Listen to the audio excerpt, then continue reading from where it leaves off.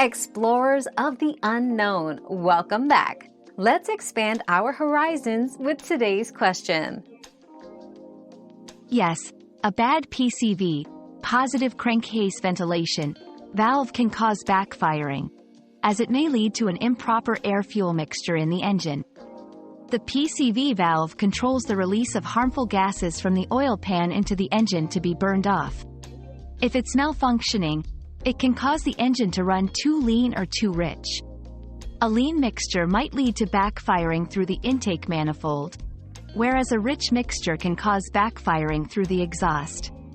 Replacing a faulty PCV valve is generally straightforward and cost-effective, ensuring your engine runs smoothly and efficiently.